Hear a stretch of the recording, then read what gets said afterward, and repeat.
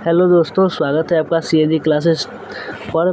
आज हम आपको बताएंगे जो आपका हिंदी काव्यखंड जिसको चैप्टर नंबर 4 है, इसका 56 जो पार्ट है इसका हम सारांश आपको हम बताएंगे। आप देखते होंगे जो आपका बोर्ड एग्जाम होता है उसमें हिंदी में ये आपका दीर्घोत्तरीय जो आपका प्रश्न पूछा जाता है दीर्घोत्तरीय में, उसमें ये आप बहुत सारे क्वेश्चन ये रहते हैं। सारांश का लगभग समझ सकते हैं जो 15 मार्क्स का रहता है, इसमें 10 मार्क्स का सारांश से ही पूछा जाता है। तो इसलिए हम सारांश को बहुत ही इम्पोर्टेंट समझते हैं और आपको बारी बारी से सभी चैप्टर का सारांश वाला वीडियो अपलोड करते जा रहे हैं और आप लोग उम्मीद है कि आप लोग देखते जा रहे होंगे। यानी आपको हम नहीं देखे होंगे इससे पिछले यानी 3 पार्ट का हमने करा दिया था सारांश। नहीं देखे होंगे तो डिस्क्रिप्शन में हम प्लेलिस्ट का लिंक देंगे, आप वहाँ से जाकर देख सकते हैं। तो आज हम देखेंगे 56 पार्ट का सारांश देखेंगे, जिसको लिखे कौन है, जिसको लिखे हैं नाभा दास जी, इसको लिखे हैं, इसी का हम सारांश देखेंगे। तो सबसे पहले आप लोग वीडियो को लाइक कर लीजिए और शेयर कर लीजिए और चैनल को सब्सक्राइब नहीं किए होंगे तो कर लीजिएगा। जैसे ये आपका सारांश है, इसमें जो है एक है कबीर दास के बारे में कहा गया है और एक कहा गया है सूरदास के बारे में। तो चलिए देखना स्टार्ट करते हैं। तो सबसे पहला 2 स्टेंजा है, तो स्टेंजा नंबर 1 देखते हैं। तो स्टेंजा नंबर 1 देखते हैं।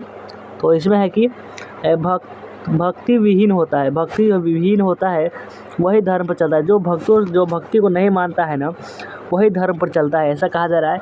आज की स्थिति में, जो आज का समय में यानी आज की स्थिति में यज्ञ व्रत दान भजन सभी तुच्छ है। यज्ञ व्रत दान भजन सभी तुच्छ, सभी छोटा है।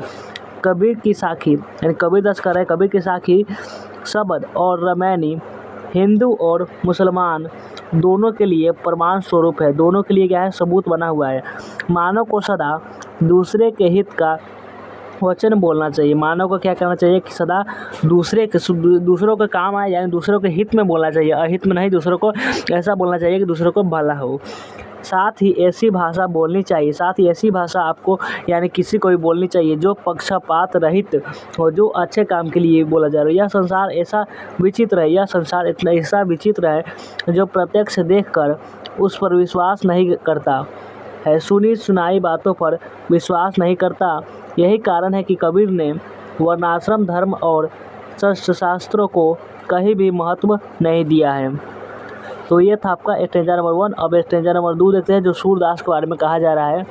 तो स्टेंजा नंबर 2 है, सूरदास के विषय में नाभादास कहते हैं, यानी लिखे कौन है, इस कहानी को लिखे नाभादास। इसलिए कहते हैं कि सूरदास के विषय में नाभादास कह रहे हैं कि सूरदास की उक्ति में ऐसा अनुप्रास आया है, सूरदास की उक्ति में ऐसा अनुप्रास आया है और वह इस प्रकार सजा भी है और इस प्रकार वह सजाया भी गया है कि उनकी स्थिति दूसरों से भारी लगती है। वचन में प्रेम का निर्वाह अद्भुत तूक के साथ हुआ है। उनकी दिव्य दृष्टि से हृदय में हरि लीला का आभास होने लगता है। उनकी दृष्टि से हरि लीला का आभास होने लगता है। जन्म कर्म गुण रूप सबको जिह्वा से प्रकाशित किया है। जन्म कर्म गुण और रूप के सबको जिह्वा से यानी सबको अपने मन से प्रकाशित किया है।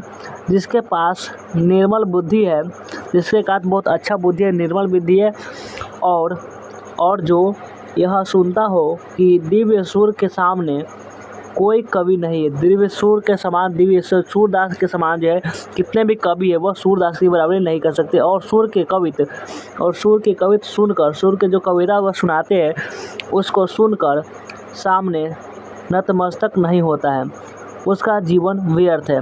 और ये कहते हैं कि जो नाभादास कह रहे हैं कि जो सूरदास की कविता को सुनकर उनके तरफ नतमस्तक यानी उनके तरफ समर्पण नहीं होता है, उसका जीवन जो है व्यर्थ है, उसका जीवन कोई काम के नहीं है, ऐसा बताते हैं। और ये था आपका क्या था, आपका नाभादास के जो लिखा गया था 56 उसका सारांश था।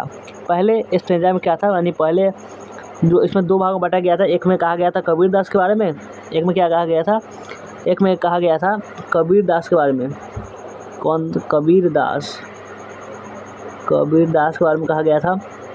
एक स्टेंजा में कबीरदास के बारे में कहा गया था और एक में कहा गया था सूरदास के बारे में। ये दोनों के बारे में नाभादास लिख रहे हैं अपने कविता में। तो ये था आपका कविता, तो आप लोग समझ चुके होंगे। तो आप लोग अगर वीडियो को पसंद आया होगा तो वीडियो को लाइक कर दीजिएगा और तो चलिए वीडियो को एंड करते हैं, मिलते हैं फिर किसी नेक्स्ट वीडियो में, और कमेंट में लिखिएगा कि आपको वीडियो कैसा लगा।